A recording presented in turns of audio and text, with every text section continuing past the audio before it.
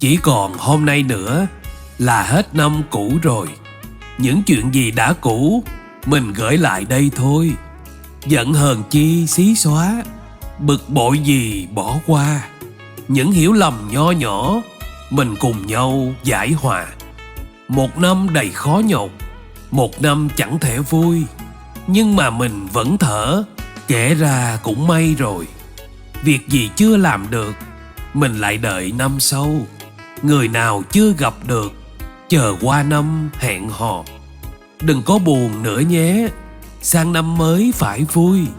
Những chuyện gì đã cũ gửi lại đây được rồi.